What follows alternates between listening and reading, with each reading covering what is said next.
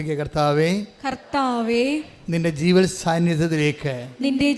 സാന്നിധ്യത്തിലേക്ക് ഞങ്ങളെ കൊണ്ടുവന്നതിന് വിളിച്ചു ചേർത്തതിന് സ്വസ്ഥം ചെയ്യുന്നു. കർത്താവേ, അങ്ങയുടെ തിരുമുറിവാർന്ന വലതുകരത്താൽ ധ്യാനത്തിൽ പങ്കെടുക്കുന്ന ഓരോ മകനെയും മകളെയും അങ്ങ് സ്പർശിക്കണമേ. ശ്രുതികട ഹല്ലേലൂയ.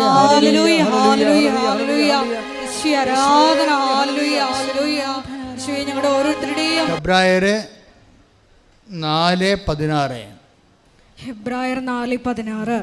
അതിനാൽ വേണ്ട സമയത്ത് കരുണയും കൃപാവരവും ലഭിക്കുന്നതിനായി നമുക്ക് പ്രത്യാശയോടെ കൃപാവരത്തിന്റെ സിംഹാസനത്തെ സമീപിക്കാം. നമുക്ക് ഏറ്റു പറയാം.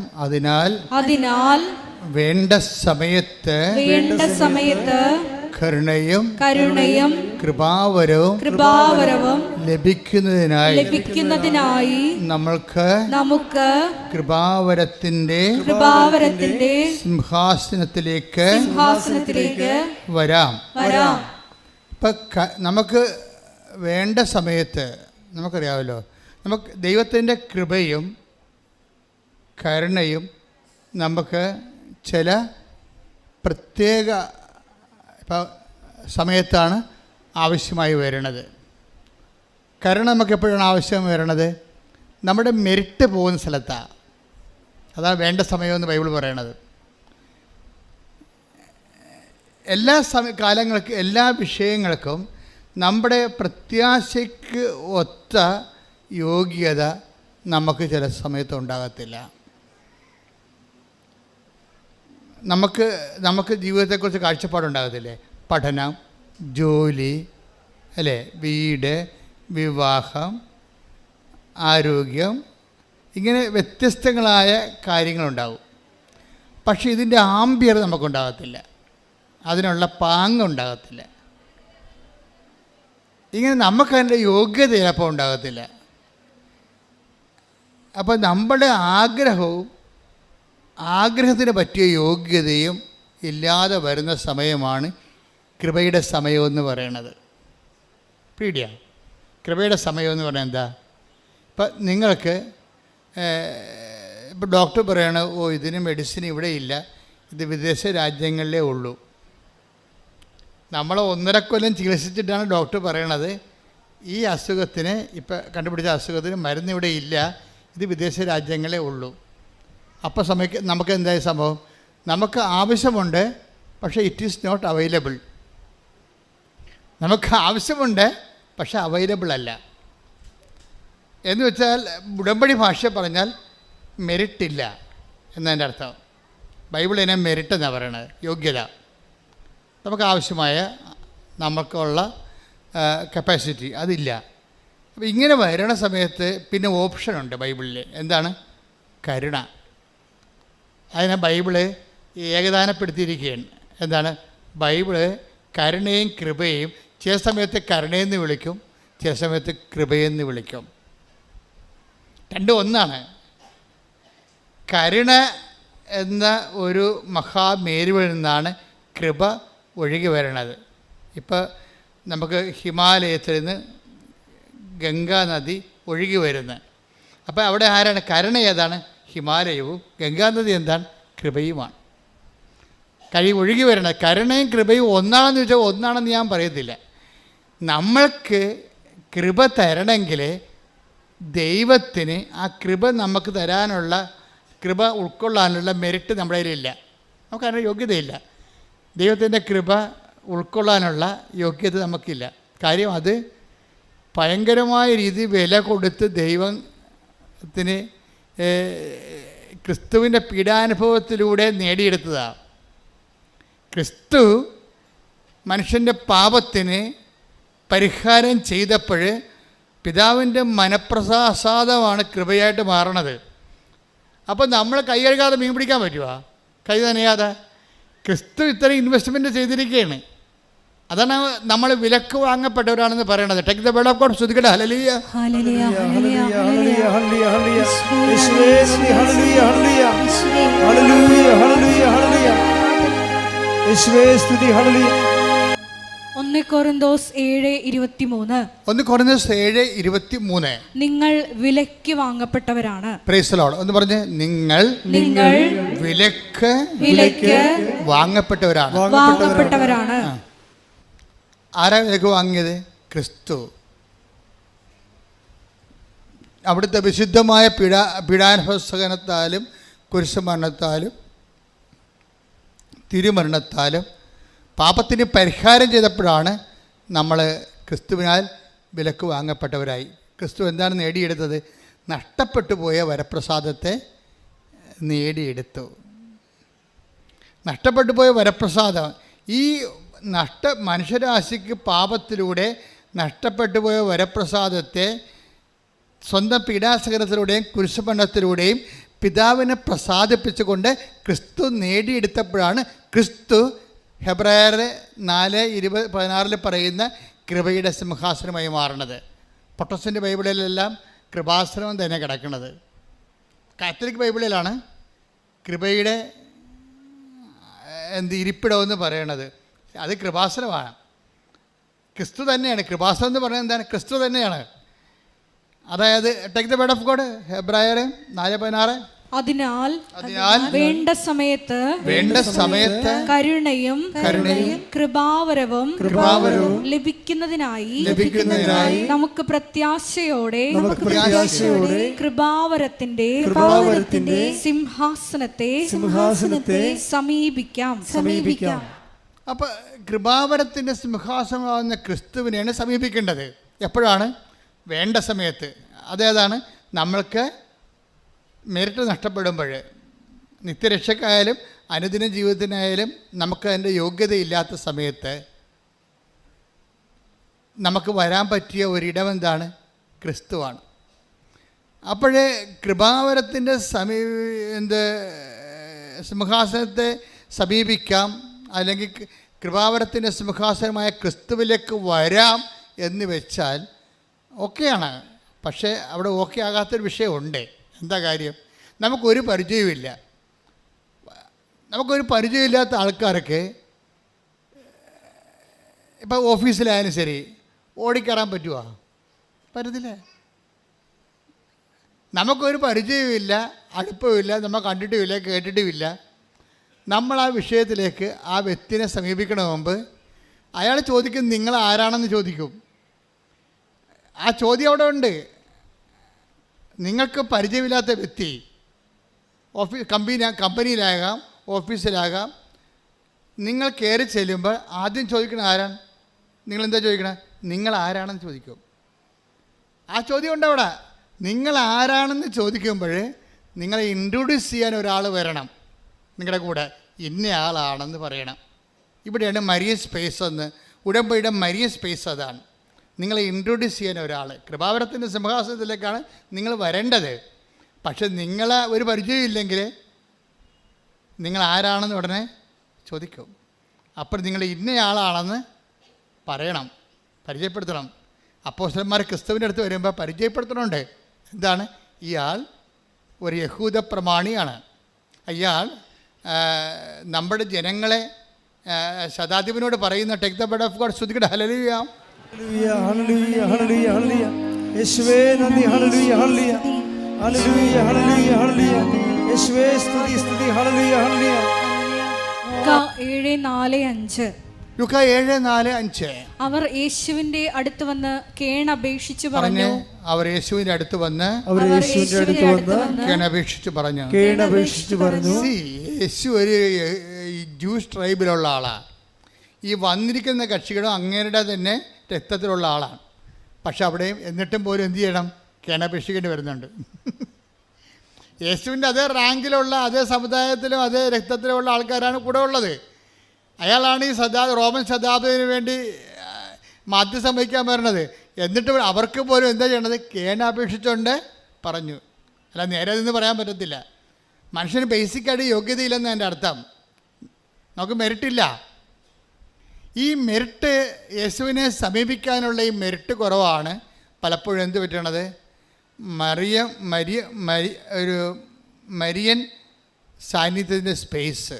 കാര്യം നമ്മളെ യേശുവിനെ പരിചയമില്ലെങ്കിലും യേശു കുരിശിൽ വെച്ച് നമ്മളെ അമ്മയ്ക്ക് മക്കളാക്കിയിട്ടുണ്ട്. This is our right. ഇതിൻ്റെ ലോജിക്ക് ഇതാണ്. Take the word of God. ഇതാ നിൻ്റെ അമ്മ. ശ്രദ്ധിക്കട്ടെ. ഹല്ലേലൂയ ഹല്ലേലൂയ ഹല്ലേലൂയ ഹല്ലേലൂയ ഹല്ലേലൂയ. യേശുവേ നന്ദി. ഹല്ലേലൂയ ഹല്ലേലൂയ ഹല്ലേലൂയ. യോഹന്നാൻ 19:26-27. യോഹന്നാൻ 19:26-27. യേശു തൻ്റെ അമ്മയും താൻ സ്നേഹിച്ച ശിഷ്യനും അടുത്ത് നിൽക്കുന്നത് കണ്ട് അമ്മയോട് പറഞ്ഞു, സ്ത്രീയെ, ഇതാ നിന്റെ മകൻ. അനന്തരം അവൻ ആ ശിഷ്യനോട് പറഞ്ഞു, ഇതാ നിന്റെ അമ്മ. അപ്പോൾ മുതൽ ആ ശിഷ്യൻ അവളെ സ്വന്തം ഭവനത്തിൽ സ്വീകരിച്ചു. അപ്പം അമ്മ നമ്മൾ എന്താ ചെയ്യണത്? അമ്മയെ സ്വന്തം ഭവനത്തിൽ സ്വീകരിക്കാൻ ഈശോ നിർദ്ദേശിച്ച പ്രകാരം വിശ്വാസികളെ അമ്മ മാതാവിനെ സ്വന്തം അമ്മയായിട്ട് നമ്മൾ സ്വീകരിക്കുന്നു. അമ്മ നമ്മളെ മക്കളായിട്ട് സ്വീകരിക്കുന്നു. ഈ വേണ്ട സമയത്ത് നിങ്ങളുടെ കൃപയുടെ സിംഹാസനത്തെ സമീപിക്കാൻ പറയുമ്പോഴേ ഈ അമ്മയാണ് നമ്മളെ മരിയൻ ഉടമ്പടി കൂട്ടിക്കൊണ്ട് വരുന്നത്. അതിൻ്റെ ഗ്രൗണ്ട് എന്താണ്? ഇത് നമ്മുടെ തന്നെ സഹോദരനാണ്, സഹോദരിയാണ്, എൻ്റെ തന്നെ മക്കളാണ്. നീ കുരിശിൽ വെച്ച് നിൻ്റെ രക്തം ചിന്തി പറഞ്ഞ വാക്കാണിത്. എന്താണ്? നിൻ്റെ രക്തം കൊണ്ട് നീ ഒപ്പിട്ട ഒരു പ്രമാണമാണിത്. എന്താണ്? അതിലൂടെ നമ്മളെ ക്രിസ്തു നേടിയെടുത്ത എല്ലാ അനുഗ്രഹങ്ങൾക്കും നമ്മളും അവകാശികളായിക്കൊണ്ടാണ് ഈശോ നമുക്ക് അവിടുത്തെ അമ്മയെ നമ്മുടെ സ്വന്തം അമ്മയായിട്ട് തന്നിട്ട് നമ്മൾക്ക് ക്രിസ്തു നേടിയെടുത്ത എല്ലാ കൃപകളുടെയും അവകാശികളാക്കിയിരിക്കുകയാണ് കുരിശിൽ വെച്ചുകൊണ്ട്. ശ്രദ്ധിക്കട്ടെ. ഹല്ലേലൂയ ഹല്ലേലൂയ ഹല്ലേലൂയ ഹല്ലേലൂയ. കുരിശിന്റെ ചുവട്ടിൽ വെച്ച് അമ്മയെ തന്ന ദൈവപിതാവിന്റെ സ്നേഹത്തിന് നന്ദി പറയുന്നു. ഹല്ലേലൂയ ഹല്ലേലൂയ. പരിശുദ്ധ പരമ ദിവ്യകാരുണ്യത്തിന് ആരാധനയും സ്തുതിയും പുകഴ്ചയും ഉണ്ടായിരിക്കട്ടെ. പരിശുദ്ധ പരമ ദിവ്യകാരുണ്യത്തിന് ആരാധനയും സ്തുതിയും പുകഴ്ചയും ഉണ്ടായിരിക്കട്ടെ.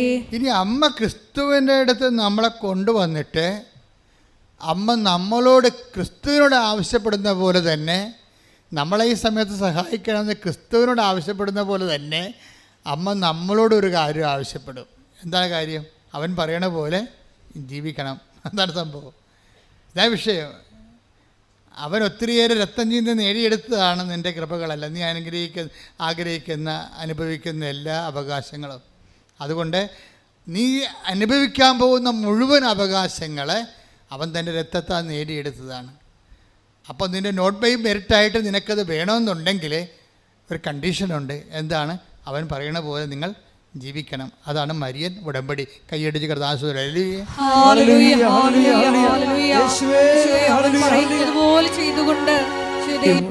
പരിശുദ്ധ പരമ ദിവ്യകാരുണ്യത്തിന് ആരാധനയും സ്തുതിയും പുകഴ്ചയും ഉണ്ടായിരിക്കട്ടെ.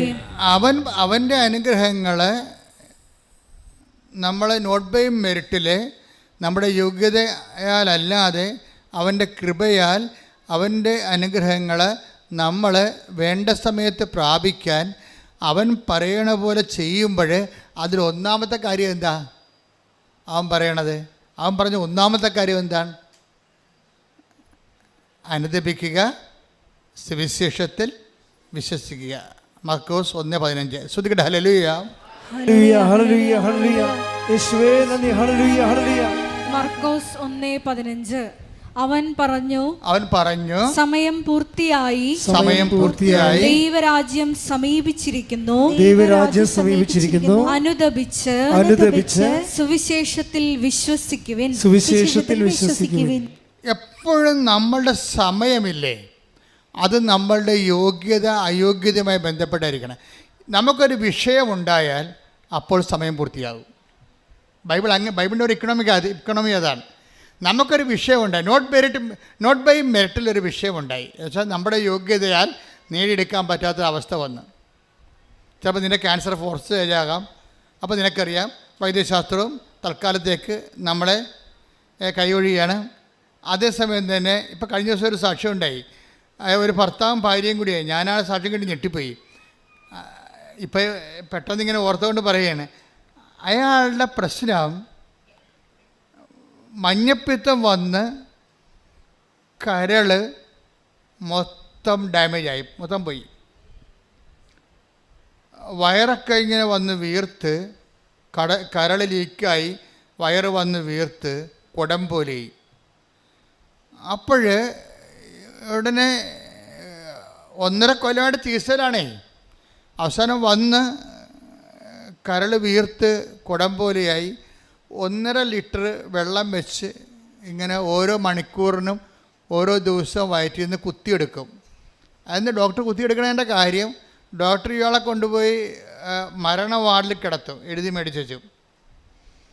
ഫയലിനിടയ്ക്ക് നിന്ന് എഴുതി മേടിക്കും. വീട്ടിൽ ഡെഡ് ബോഡി കൊണ്ടുപോകാനുള്ള ആംബുലൻസ് പിടിച്ചിടും. എന്നിട്ട് മരണ വാർഡിലേക്ക് കൊണ്ടുപോകുമ്പോൾ ഡോക്ടർ അവസാനം പറയണത്, ആ ഭാര്യയോട് പറയണത് ഒരു കന്നാസ് വാങ്ങിച്ചുകൊണ്ട് വരാനാണ് പറയണത്. അപ്പോൾ ഭാര്യ പോയി കന്നാസ് വാങ്ങിക്കാൻ പോകും. കന്നാസ് വാങ്ങിക്കണത് എന്തിനാണ്? കുറച്ചുകൂടി വെള്ളം കുത്തിയെടുത്താൽ. അപ്പം അതൊക്കെ മുമ്പ് ഭാര്യയോട് കാര്യം ചെയ്യും. ഇയാളെ മരണ വാർഡിലേക്ക് മാറ്റുമ്പോൾ വന്ന് ഉടമ്പടി ചെയ്തിട്ട് ഉടമ്പടി തൈലം കൊണ്ടുപോയി ഇയാളുടെ വീർത്ത വയറിൽ ഇങ്ങനെ കുരിശ് വരക്കും. ഇതാണ് നോട്ട് ബൈ മിനിറ്റ് എന്ന് പറയണത്.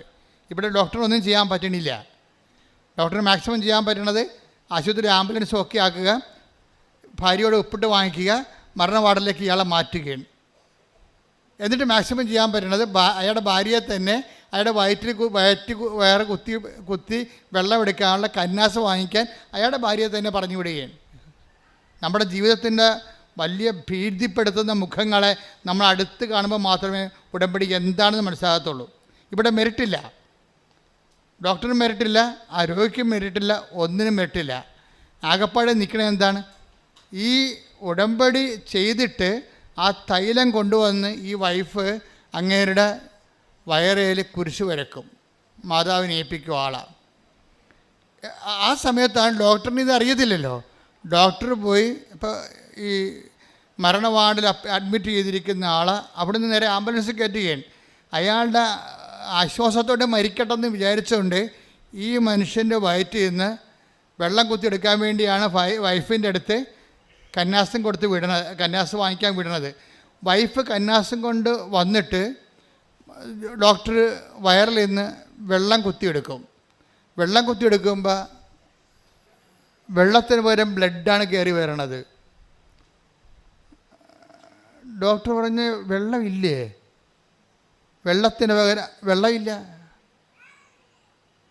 വെള്ളമില്ലാതെ വെള്ളത്തിന് പകരം ബ്ലഡാണ് കയറി വരണത്. ദാറ്റ് മീൻസ് ഒരു തുള്ളി വെള്ളം പോലും ഇല്ലാതെ കരൾ സുഖപ്പെട്ടിരിക്കണം. ഹല്ലേലൂയ, ഹല്ലേലൂയ, ഹല്ലേലൂയ. യേശുവേ നന്ദി, യേശുവേ ആരാധന. ഈ കഴിഞ്ഞ ആഴ്ചത്തെ സാക്ഷ്യമാണ് നിങ്ങൾ കണ്ടു കാണും. ആ സാക്ഷ്യം കണ്ടവർ കൈപ്പൊക്കിക്കേ. That's okay, thank you. നിങ്ങൾ സാക്ഷ്യം നോക്കണം കേട്ടോ, അല്ലാതെ ഉടമ്പടി മുന്നോട്ട് പോകാൻ പറ്റത്തില്ല. ഇതാണ് ഉടമ്പടി എന്ന് പറയണത്. അവിടെ ഒന്നും ഇല്ല, ആകപ്പാടെ ഉള്ളത് ആ പാവപ്പെട്ട സ്ത്രീയുടെ ഉടമ്പടി മാത്രം.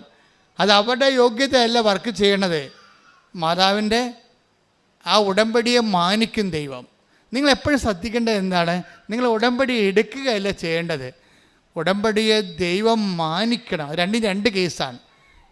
ഏത് മനുഷ്യനും ഉടമ്പടി എടുക്കാൻ പറ്റും, പക്ഷെ ദൈവം അത് മാനിച്ചാൽ മാത്രമേ അത് ഉടമ്പടി ആക്ടിവേറ്റ് ആകത്തുള്ളൂ. ഉടമ്പടി മാനിക്കണമെന്നുണ്ടെങ്കിൽ ആദ്യം നിങ്ങൾ ഉടമ്പടിയെ മാനിക്കണം. അവിടെ വിഷയം എന്നത് നിങ്ങൾ ഉടമ്പടിയെ മാനിക്കണം എങ്ങനെയാണ്? അവൻ പറയണ കാര്യങ്ങളെല്ലാം ശ്രദ്ധിച്ചിരിക്കണം, എന്നിട്ട് അതുപോലെ ചെയ്യണം. ചെയ്താവെന്ന് മനസ്സിൽ പ്ലാൻ ചെയ്യണം. എന്നിട്ട് ചിലരുണ്ടല്ലോ എന്നെ സാക്ഷിയാക്കണമെന്ന് ഇങ്ങനെ പ്രാർത്ഥിച്ചുകൊണ്ട് നടക്കും. ഇപ്പോൾ ഓരോ ഉടമ്പടിയുടെ സാക്ഷ്യങ്ങൾ കേൾക്കുമ്പോൾ താഴത്തെ കമന്റ് നോക്കിയിട്ടുണ്ടോ? എന്താ പറയണത്? മാതാവേ, ഈ അൾത്താരെ വന്ന് എനിക്കും സാക്ഷ്യം പറയാൻ സാധിക്കണേ, എനിക്കും സാക്ഷി എന്നാൽ ദൈവത്തെ പെടുത്താൻ സാധിക്കണം എന്നാണ്. ചില ആൾക്കാരെങ്കിലും അവരുടെ ശവക്കുഴി അവർ തന്നെ തോണ്ടിയിട്ടുണ്ട്. കാര്യം അവർ ഉടമ്പടി എടുക്കുമ്പോൾ തന്നെ തീരുമാനിക്കും സാക്ഷ്യം മാത്രം പറയുകയില്ല, നാട്ടുകാർ കേൾക്കുമെന്ന്. അതാണ് സംഭവം. അപ്പോൾ അവർ ഇന്നല്ലെങ്കിൽ നാളെ ഇതിനേക്കാൾ വലിയ കടൂരമായ സങ്കടത്തോടെ വരും, പക്ഷേ എടുക്കത്തില്ല. കാര്യം നിങ്ങൾ ഫ്രോഡാണെന്ന് നിങ്ങൾ തന്നെ ദൈവദിവസത്തിന് തെളിയിച്ചു. കാര്യം ദൈവത്തെക്കാൾ അവർ ദൈവമായിട്ട് മറ്റുള്ളവരുടെ മുമ്പ് ദൈവത്തിനെ നിങ്ങൾ എളിമപ്പെട്ടുകൊണ്ട് ദൈവത്തിന് ഏറ്റുപറയാൻ കഴിഞ്ഞില്ല. ദൈവത്തിന് ഏറ്റുപറയാൻ കഴിയാത്ത ആൾക്കാരെ ആ പത്രം കൊടുത്തിരിക്കുന്നതും ആ വിധത്തിലാണ്. രോഗികളെ ശുശ്രൂഷിക്കാൻ പോയിരിക്കുന്നതും ആ വിധത്തിലാണ്. നിങ്ങളുടെ അഭിമാനത്തിൽ മണ്ണ് പറ്റാത്ത രീതിയിലായിരിക്കും നിങ്ങൾ ഉഡായിപ്പ് കാണിച്ചായിരിക്കും പരിശുദ്ധ പ്രവർത്തനം ചെയ്തിരിക്കുന്നത്. അതുകൊണ്ട് ഉടമ്പടി എടുക്കുന്നവർ സത്യസന്ധരായിരിക്കണമെന്നാണ് എനിക്ക് പറയാനുള്ളത്. ശ്രദ്ധിക്കട്ടെ. ഹല്ലേലൂയ. ഹല്ലേലൂയ, ഹല്ലേലൂയ, ഹല്ലേലൂയ. ഉടമ്പടി നിബന്ധനകള് വിശുദ്ധാപൂർവം പാലിച്ചുകൊണ്ട് ഇതാണ് ഒരു അവസ്ഥ. എന്ന് വെച്ച് കഴിഞ്ഞാൽ ഇവിടെയാണ് നമുക്ക് മെരിട്ടില്ല, യോഗ്യതയില്ല. എല്ലാവരും ഇങ്ങനെ നമ്മളെ കൈവിട്ടിരിക്കുന്നു. നമ്മൾ ആ ഭാര്യയും ഭർത്താവിൻ്റെ ജഡം പോലെ ശവം പോലെ ഇരിക്കുന്ന ശരീരവും മാത്രം ബാക്കി. ഈ ഒരു അവസ്ഥയിൽ നമ്മൾ ചെല്ലുമ്പോഴും ദൈവം നമ്മളെ കൈവിടത്തില്ല. അതാണ് ഉടമ്പടിയുടെ പിടുത്തം എന്ന് പറയുന്നത്. ഉടമ്പടി ഒരു പൂട്ടാണ്. എന്താണ്? ദൈവത്തെയും നമ്മളെയും കൂടി കൂട്ടിച്ചേർക്കുന്ന ഒരു വലിയ ബന്ധമാണ്. അത് ആരാണ് പൂട്ടിയിരിക്കണത്? ആ ബന്ധം കൈവിടിപ്പിച്ചിരിക്കുന്ന ആരാണ്? അമ്മയാണ്. അമ്മയെന്ന് പറയണത് കുരിശിൻ്റെ ചുവട്ടിൽ വരെ നിന്നുകൊണ്ട് അവൻ പറയണത് പോലെ ചെയ്ത ആളാണ്. മരിയൻ എന്ന് പറയുന്നത് ഒരു ഉടമ്പടിയുടെ ആളായ്മയാണ്. അമ്മ ആരാണെന്ന് ചോദിച്ചു കഴിഞ്ഞാൽ ആരാണ്? കുരിശിൻ്റെ ചുവട്ടിൽ വരെ നിന്നുകൊണ്ട് പിതാവായ ദൈവം പറഞ്ഞത് അതുപോലെ നിറവേറ്റിയ ഉടമ്പടിയുടെ ആളായ്മയാണ് ഉടമ്പടി മാതാവ്. ഇത് ക്വീൻ ഓഫ് ദി കവനൻ്റാണ് അവരെ. അതാണ് വാഗ്ദാന പേടകമെന്ന് പറയണത്. നമ്മൾ ഇതിൻ്റെ ആധ്യാത്മികത എന്ന് പറയണത് നമ്മുടെ അനുദിന ജീവിതവുമായിട്ടും നമ്മുടെ ക്രൈസിസ് ടൈമായിട്ട് കണക്റ്റഡാണ്. അതാണ് വേണ്ട സമയം എന്ന് പറയണത്. വേണ്ട സമയത്ത് പിന്നെ ഉടമ്പടി ലക്ഷ്യം വെക്കുന്നത് പാപത്തെ അല്ല. പഴയ നിയമത്തിലെ ഉടമ്പടിയൊക്കെ എപ്പോഴും ലക്ഷ്യം വെക്കുന്നത് പാപത്തെയാണ്. നമുക്കറിയാമല്ലോ, പഴയ ഉടമ്പടി 3 തരമുണ്ട്. പഴയ നിയമകാല ഉടമ്പടിയുണ്ട്, മൊസൈക്ക് ഉടമ്പടി, മൊസൈക്ക് കവനൻ്റ്. പിന്നെ പുതിയ കാല ഉടമ്പടി, ക്രിസ്തുവിൻ്റെ പീഡാസഹനത്തിലൂടെ ഉള്ള വീണ്ടെടുപ്പും കർത്താവ് സ്ഥാപിച്ച പുതിയ ന്യൂ കവനൻറ്റും. അത് നിത്യതയുമായിട്ട് ബന്ധപ്പെട്ടതാണ്. പിതാക്കന്മാർ മരുഭൂമി വെച്ച് മന്ന ഭക്ഷിച്ചു, അതുപോലെ ഈ അപ്പം ഭക്ഷിച്ച് ജീവിക്കുന്നതിന് വേണ്ടി ക്രിസ്തുവിൻ്റെ ശരീരം തന്നെ നമുക്ക് ഭാഗിച്ച് വിധിച്ച് നൽകുന്ന കൃപാന എന്ന ഉടമ്പടി, അത് നിത്യജീവന് വേണ്ടിയുള്ളതാണ്. അപ്പം നിത്യജീവന് വേണ്ടിയാണ്. നമുക്ക് അയ്യൽത്തെ സഭാസാരം കേണ്ടായി പോകാനല്ലേ യേശു ക്രിസ്തു ക്രൂശിക്കപ്പെട്ടത്.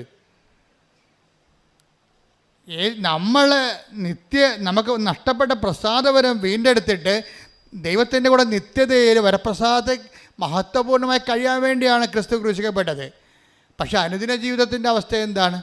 അനുദിന ജീവിതത്തിന് വേണ്ടിയാണ് അമ്മയുടെ സാന്നിധ്യം വരണത്. എന്താണ്? വേണ്ട സമയം. വേണ്ട സമയം എന്താണ്? അവർക്ക് വീഞ്ഞില്ല എന്ന് പറയുന്ന ഒരു സമയം.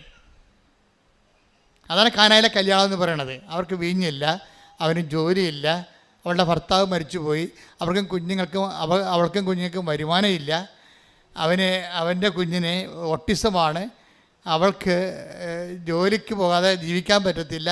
ഇങ്ങനെ ഇല്ല എന്ന് പറയാൻ വേണ്ടി ഒരാളെ ദൈവം നിശ്ചയിച്ചിരിക്കുകയാണ്. ദൈവമാണ് നിശ്ചയിച്ചിരിക്കണത്. ആ ദൈവം നിശ്ചയിച്ചത് കൊണ്ടാണ് സമയം ആയില്ല എന്ന് ഈശോയ്ക്ക് അറിയാമെങ്കിലും അമ്മയാണ് സമയം നിശ്ചയിക്കണത്. അമ്മ ഒരാളുടെ ആവശ്യം കൊണ്ട് വന്നാൽ അപ്പോഴാണ് സമയമാകണത്. സമയം ഭയങ്കര പ്രധാനപ്പെട്ട കാര്യമാണ്. ബൈബിളിലെ പ്രധാനപ്പെട്ട ഒരു ഏജൻ്റാണ്, ഒരു നോഷനാണ് ടൈമെന്ന് പറയണത്. ഇത് സമയം പൂർത്തിയായി അനുദപിക്കുക, സുവിശേഷത്തിൽ വിശ്വസിക്കുക. അതുതന്നെയാണ് അമ്മയും കൊണ്ട് വരുമ്പോഴും പറയും സമയം ആയിട്ടില്ല എന്ന് പറയണത്. അപ്പോൾ അമ്മ സമയം ആയതിൻ്റെ സൂചനയായിട്ടാണ് നമ്മുടെ ഇല്ലായ്മ യേശുവിൻ്റെ അടുത്ത് അവതരിപ്പിക്കുന്നത്. അതിൻ്റെ അർത്ഥം എന്താണ്?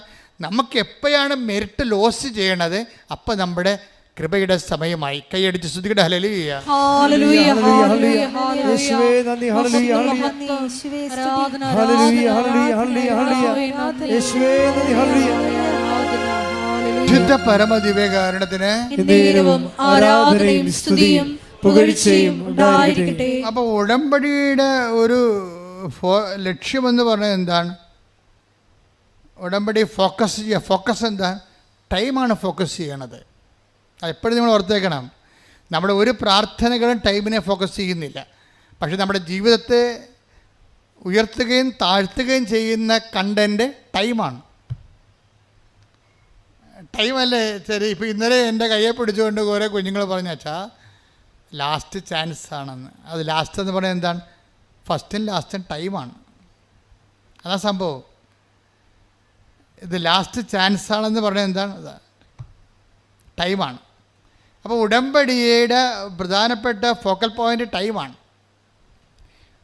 സുവിശേഷത്തിൻ്റെ ഫോക്കൽ പോയിൻ്റ് ടൈമാണ്. മദറിൻ്റെ ഫോക്കൽ പോയിൻ്റ് ടൈമാണ്. മദർ വന്ന് ഈശോനോട് പറയും, അപ്പോൾ ഈശോ പറയും സമയം ആയില്ല എന്ന് പറയും. ആയില്ല എന്ന് പറഞ്ഞിട്ടും പിന്നെ എന്തുകൊണ്ടാണ് ഈശോ വെള്ളത്തെ വീഞ്ഞാക്കിക്കൊണ്ട് അവരുടെ ആവശ്യം നിറവേറ്റണത്? അപ്പം സമയമാക്കിയത് ആരാണ്? അമ്മയല്ലേ. അപ്പോൾ അമ്മയാണ്. അപ്പോഴേ ഈ സമയത്തിൻ്റെ ദൈവത്തിൻ്റെ പരിഗണനയിരുന്ന സമയത്തെ മനുഷ്യൻ്റെ ആവശ്യങ്ങളിലേക്ക് പിടിച്ചിറക്കി കൊണ്ടുവരികയും സമയത്തിൻ്റെ പൂർണ്ണതയാക്കുകയും ചെയ്യുന്നതിൻ്റെ ഒരു ഏജൻറ് റോളുള്ളത് അമ്മയ്ക്കാണ്. ഇതാണ് ഉടമ്പടിയുടെ ഒരു പ്രധാനപ്പെട്ട റെഫറൻസ്. ഇനി ഈശോ വരുമ്പോഴും എന്താ പറയണത്? സമയം പൂർത്തിയായി, അതുകൊണ്ട് അനുദപിക്കണം. പിന്നെന്ത് ചെയ്യണം? സുവിശേഷത്തിൽ വിശ്വസിക്കണം. എന്ന് വെച്ചാൽ ക്രിസ്തുവിൽ വിശ്വസിക്കണമെന്ന് എൻ്റെ അർത്ഥം. സുവിശേഷത്തിൽ വിശ്വസിക്കുക എന്ന് വെച്ച് കഴിഞ്ഞാൽ ക്രിസ്തുവിൽ വിശ്വസിക്കുക എന്നാണ്. അപ്പം സമയം പൂർത്തിയാകണം എപ്പോഴാണ്? നമ്മളുടെ മെരിറ്റ് എപ്പോൾ ലോസ് ചെയ്യുന്നു, അപ്പം സമയം പൂർത്തിയായി. എന്തിൻ്റെ സമയം പൂർത്തിയായി? കൃപയുടെ സമയം പൂർത്തിയായി. കൃപയുടെ സമയം എന്ന് പറയുന്നത് എന്താണ്? നിനക്ക് ക്രിസ്തുവിനെ സ്വീകരിക്കാനുള്ള സമയം പൂർത്തിയായി. കൈയടിച്ച് കർത്താവ് ഹല്ലേലൂയ. ഹല്ലേലൂയ, ഹല്ലേലൂയ, ഹല്ലേലൂയ. യേശുവേ നന്ദി, ഹല്ലേലൂയ, ആരാധന. ഹല്ലേലൂയ, ഹല്ലേലൂയ, നന്ദി പറയുന്നു. ഹല്ലേലൂയ, ഹല്ലേലൂയ. യേശുവേ, ഞങ്ങളുടെ ജീവിതത്തിന്റെ കൃപയുടെ സമയം വിവേചിച്ചറിയുവാൻ ഈ ആരാധനയിലൂടെ അഭിഷേകം ചെയ്യണം. അപ്പം കൃപയുടെ പുതിയ നിയമത്തിലേക്ക് വരുമ്പോഴേ കൃപയുടെ സമയമാണ് പൂർത്തിയാകണത്. കൃപയുടെ സമയം പൂർത്തിയാക്കുന്നത് ആരാണ്? അതുകൊണ്ടാണ് നമ്മൾ കൃപ നിറഞ്ഞ മറിയമേ സ്വസ്തി, കർത്താവ് നിന്നോട് കൂടെ എന്ന് പറയുന്നത്. കൃപയുടെ സമയം പൂർത്തിയാക്കുന്നത് ആരാണ്? പരിശുദ്ധ അമ്മയാണ് ആ പൂർത്തിയാക്കുന്നത്. അപ്പം നമ്മളെപ്പോഴും ഫോക്കസ് ചെയ്യേണ്ടത് ഇപ്പം അനുദപിക്കുക, സുവിശേഷത്തിൽ വിശ്വസിക്കുക എന്ന് പറഞ്ഞാൽ ആ വിശ്വാസകാലം എന്ന് പറയുന്നത് അനുതാപത്തിൻ്റെ കാലമല്ല. It is goodbye. മനസ്സിലായില്ലേ? അത് കൃപയുടെ കാലമാണ്. ഇപ്പം യേശു മർക്കോസ് 1:15 എന്താണ്? അനുദപിക്കുക, സുവിശേഷത്തിൽ വിശ്വസിക്കുക. അനുദപിക്കുക, ക്രിസ്തുവിൽ വിശ്വസിക്കുക. ക്രിസ്തുവിൽ വിശ്വസിച്ച് കഴിഞ്ഞാൽ പിന്നെ അനുതാപത്തിൻ്റെ വിഷയമില്ല. പിന്നെ എന്താണ്? പിന്നെ കൃപ. നമ്മൾ പാപത്തെ ഫോക്കസ് ചെയ്യണില്ല. പാപത്തെ വീണ്ടെടുത്ത ക്രിസ്തുവിനെ വിശ്വസിച്ച് കഴിയുമ്പോഴേ പിന്നെ നമ്മൾ എന്താ ചെയ്യണം? പാപത്തേക്കാൾ ഉപരി നമ്മൾ എന്തിനെ ഫോക്കസ് ചെയ്യും? കൃപയെ ഫോക്കസ് ചെയ്യും.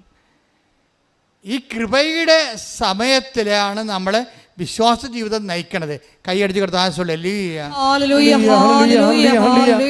6:14 കൃപയുടെ സമയത്തെക്കുറിച്ച് പറയുന്നതാണ്. പലപ്പോഴും നമ്മൾ പാപത്തെയാണ്, ക്രിസ്തുവിനെ സ്വീകരിച്ചിട്ടും നമ്മൾ ക്രിസ്തുവിനേക്കാൾ ഉപരി പാപത്തെ ഫോക്കസ് ചെയ്യുന്ന ആധ്യാത്മികതയുണ്ട്. അതും ആധ്യാത്മികത തന്നെയാണ്. പക്ഷേ ക്വാളിറ്റേറ്റീവ്ലി അത് കുറച്ച് ഡിഗ്രി കുറവുള്ളതാണ്. കാര്യം ക്രിസ്തുവിനെ ഫോക്കസ് ചെയ്താൽ പിന്നെ പാപത്തിന് പരിഹാരം ചെയ്തവനെ നമ്മൾ സ്വീകരിച്ചു കഴിഞ്ഞാൽ പിന്നെ നമ്മൾ പാപത്തെ, ലോകത്തെ ജയിച്ചാണ് ജീവിക്കണത്. ലോകത്തെ ജയിച്ച് ജീവിക്കണത് എങ്ങനെയാണ്? പാപത്തിന് പകരം നമ്മൾ കൃപയെ ഫോക്കസ് ചെയ്യും. മനസ്സിലായില്ലേ? ഫോക്കസിങ്ങിൻ്റെ പ്രോബ്ലമാണ് ഇവിടെ.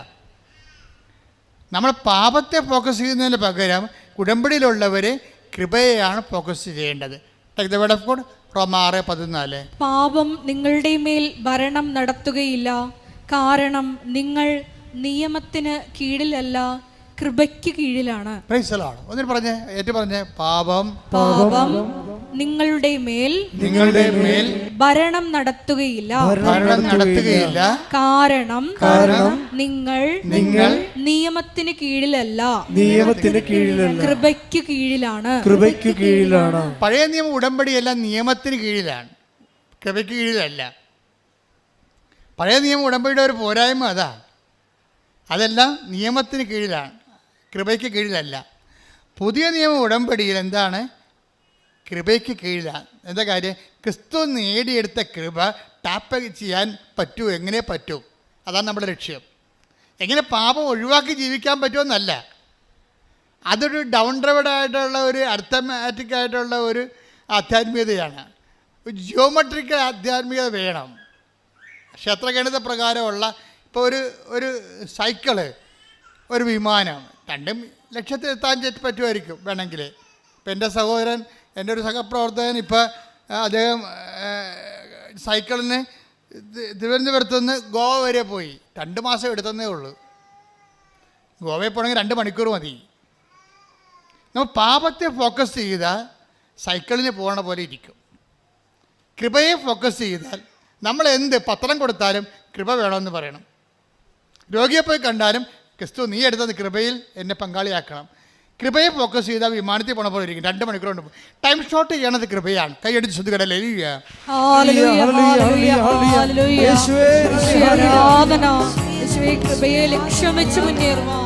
വിശുദ്ധ പരമ ദിവ്യകാരുണ്യത്തിന്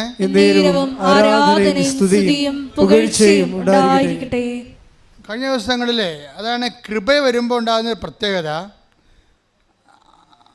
കഴിഞ്ഞ ദിവസങ്ങളിലെ ഒരു സാക്ഷ്യം പറഞ്ഞ്, അതായത്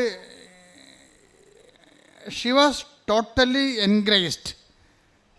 കൃപ നിറഞ്ഞ ഒരു സിറ്റുവേഷനിൽ അവൾ സാക്ഷ്യം പറഞ്ഞപ്പോൾ പെട്ടെന്നൊരു വചനം പറഞ്ഞു. എന്താണ്? എന്നെ ശക്തനാക്കുന്നതിലൂടെ ബാക്കി പറ.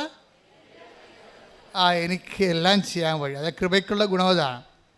കൃപ എന്ന് പറയുന്നത് ശക്തി തന്നെയാണ്. ശക്തി തന്നെയാണ്. കൃപയ്ക്ക് ബൈബിൾ ഉപയോഗിക്കുന്ന ഒരു വാക്ക് ശക്തി എന്ന് കൂടിയാണ്. കരുണയെന്ന് ഉപയോഗിക്കും, ശക്തി എന്ന് ഉപയോഗിക്കും. ദൈവത്തിൻ്റെ കരുണ കൊണ്ടാണ് നമുക്ക് കൃപ ലഭിക്കുന്നത്. കൃപ ലഭിച്ചു കഴിഞ്ഞാൽ നമ്മൾ പവർഫുള്ളാകും. അതാണ് ഫിലിപ്പിയർ 4:13. ടേക്ക് ദ ബെഡ് ശ്രദ്ധിക്കട്ടെ. ഹല്ലേലൂയ ഹല്ലേലൂയ ഹല്ലേലൂയ ഹല്ലേലൂയ ഹല്ലേലൂയ യേശുവേ നന്ദി. ഹല്ലേലൂയ ഹല്ലേലൂയ ഹല്ലേലൂയ ഹല്ലേലൂയ.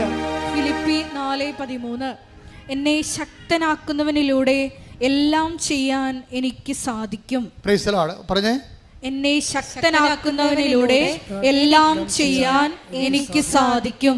അപ്പോൾ ഒന്നും ചെയ്യാൻ സാധിക്കാത്ത അവസ്ഥ വരും ജീവിതത്തിലെ. ഭർത്താവ് മരിച്ച്, കുഞ്ഞിന് രോഗമാണ്, നമ്മൾ നിസ്സഹായം നിൽക്കുന്നത്, ഒന്നും ചെയ്യാൻ പറ്റാത്ത അവസ്ഥ. നമുക്ക് സാമ്പത്തിക കടമാണ്, വീട്ടിൽ എപ്പോഴും ഫോൺ എടുക്കാൻ പോലും എനിക്ക് പേടിയാണ്. ഫോണ് കടക്കാരെന്നെ വിളിച്ച് ശല്യപ്പെടുത്തുന്നതാണ്. എനിക്ക് എഴുന്നേൽക്കുമ്പോൾ തന്നെ, കണ്ണ് തുറക്കുമ്പോൾ തന്നെ പേടിയാണ്. ഇന്ന് ആരൊക്കെയാണ് വന്ന് വീട്ടിൽ ശല്യപ്പെടുത്താൻ പോണത്, നാട്ടുകാരുടെ മുമ്പിൽ അപമാനപ്പെടാൻ പോണത്, എനിക്ക് ജീവിക്കാൻ തന്നെ തോന്നണില്ല. ഇങ്ങനെ ഒന്നും ചെയ്യാൻ പറ്റാത്ത അവസ്ഥ. ഈ ഒന്നും ചെയ്യാൻ പറ്റാത്ത അവസ്ഥയിൽ നിന്നാണ് ബൈബിൾ നിന്നെ എല്ലാം ചെയ്യാൻ പറ്റുന്ന അവസ്ഥയിലേക്ക് മാറ്റുന്നത്. അതാരാണ്? ഫിലിപ്പിയർ 4:13. എന്താണ്? എന്നെ ശക്തനാക്കുന്നതിലൂടെ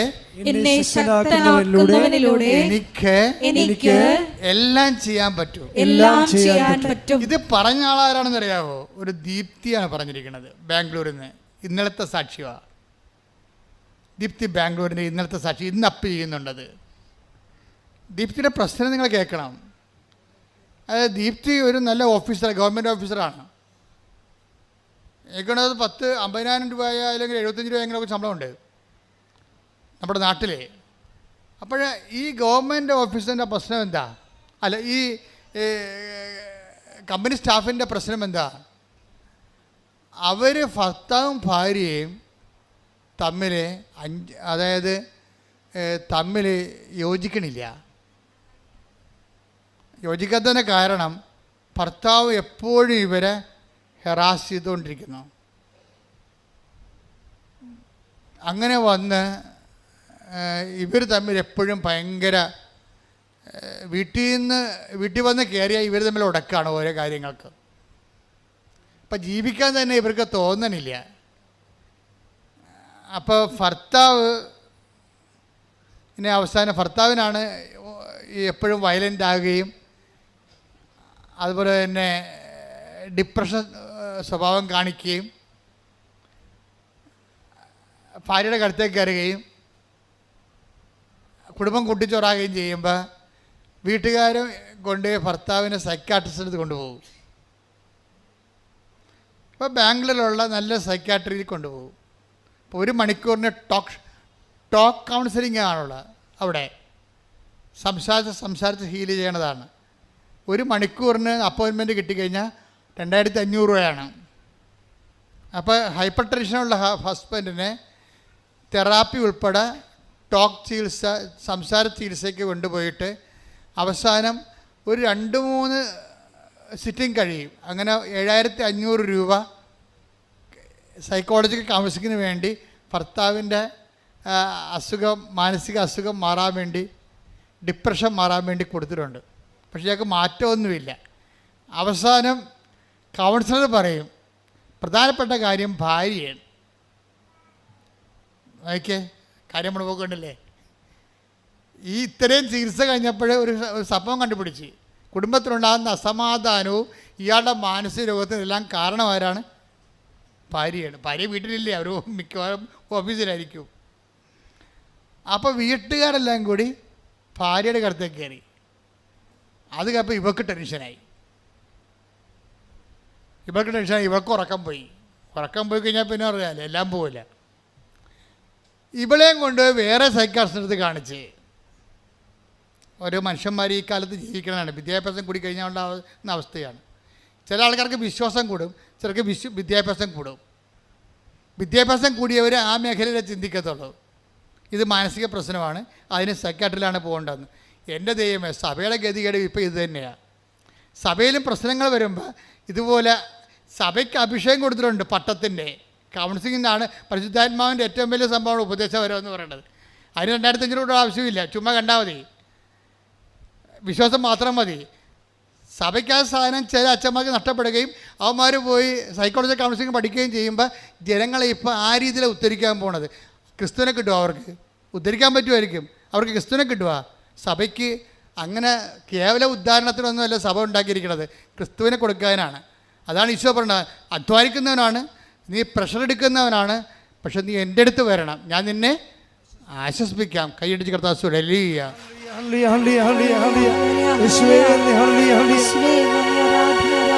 ഇപ്പോൾ എന്നാ പറ്റിയിരിക്കണേ, ഭാര്യയും ഭർത്താവും ഓരോ സൈക്കാട്രിസ്റ്റിൻ്റെ അടുത്ത് ക്ലിനിക്കിൽ പോയിക്കൊണ്ടിരിക്കുകയാണ് കൗൺസിലിങ്ങിന് വേണ്ടി. എന്തിനാണ്? വീട്ടു പ്രശ്നത്തിന് വേണ്ടി.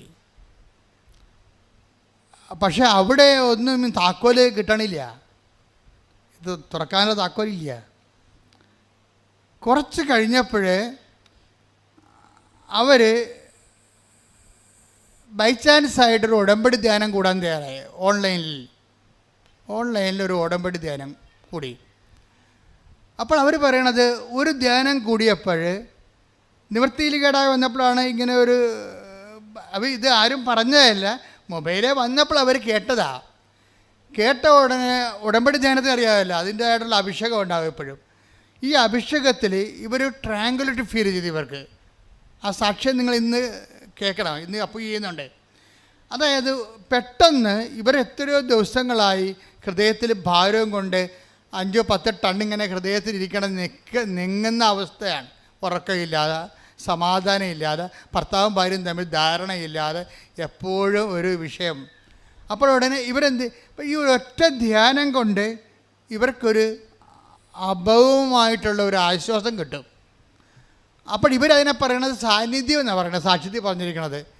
എനിക്ക് ദൈവത്തിൻ്റെ ഒരു സാന്നിധ്യം എൻ്റെ മനസ്സിൽ കിട്ടി ആ ധ്യാനം കൂടിയപ്പോൾ. അപ്പോഴാ ധ്യാനത്തിൽ എന്നിട്ട് അപ്പോഴെനിക്ക് മതി, ഇറ്റ്സ് ഓക്കെ, ഇത് മതിയല്ലോ എന്ന് വിചാരിച്ചുകൊണ്ട് ഇവള് ധ്യാനങ്ങളൊക്കെ കൂടി. അപ്പോൾ എൻ്റെ ധ്യാനം കൂടി, വിജയകുമാർ സാറിൻ്റെ ധ്യാനം കൂടി. അങ്ങനെ അവരിതിൻ്റെ അകത്ത്, അപ്പോൾ ഇവള് പറഞ്ഞ്, പക്ഷെ 3 ദിവസം കഴിഞ്ഞപ്പോൾ, അപ്പോൾ ഈ ധ്യാനം കൂടാൻ കാരണം, ധ്യാനം കൂടുന്ന സമയത്ത് ഇവർ എടുത്ത് ഒരു ഓൺലൈൻ ഉടമ്പടി എടുത്ത് ധ്യാനം കണ്ടപ്പോൾ, ധ്യാനം അവർക്കൊരു ആന്തരികമായൊരു ഫീലിംഗ് കൊടുത്തപ്പോൾ അവരാദ്യം ചെയ്തത് എന്താണ്? ബാംഗ്ലൂരല്ലേ, ഇവിടം വരെ പെട്ടെന്ന് വരാൻ പറ്റത്തില്ലല്ലോ, അതുകൊണ്ട് അവർ ഓൺലൈൻ ഉടമ്പടി എടുത്ത്. ഓൺലൈൻ ഉടമ്പടി എടുത്തപ്പോൾ ഒരു ഫസ്റ്റ് സംഭവം നടന്ന് എന്താണ്? ഒരു പ്രസൻസ് ഫീൽ ചെയ്തു. ആദ്യം ധ്യാനം കൂടിയപ്പോൾ ആശ്വാസമാണ് തോന്നിയത്. അതിൻ്റെ ഒരു പ്രോസസ്സിങ് നോക്കണം, നല്ല രസമാണ്. ധ്യാനം കൂടിയപ്പോൾ അവർക്ക് ആശ്വാസം തോന്നി. പിന്നെ എന്ത് ചെയ്തു? അവരോട് ഓൺലൈൻ ഉടമ്പടി എടുത്തു. ഓൺലൈൻ ഉടമ്പടി എടുത്തപ്പോൾ ഇവർക്കുണ്ടായ മാറ്റം ഒരു പ്രസൻസ് ഫീൽ ചെയ്യാൻ തുടങ്ങി. ആരോ എൻ്റെ ഉള്ളിലുണ്ട് എന്ന് പറയണേ. ഞാൻ സംസാരിക്കുന്നവരൊക്കെ എന്നോട് പറയണേ, നിൻ്റെ ഉള്ളിൽ എന്തോ ദൈവികത ഉണ്ടല്ലോ. അപ്പോൾ അവർക്ക് മനസ്സിലായി എന്തോ എനിക്ക് സംഭവിച്ചിട്ടുണ്ട് ഓൺലൈൻ ഉടമ്പടിയിലൂടെ.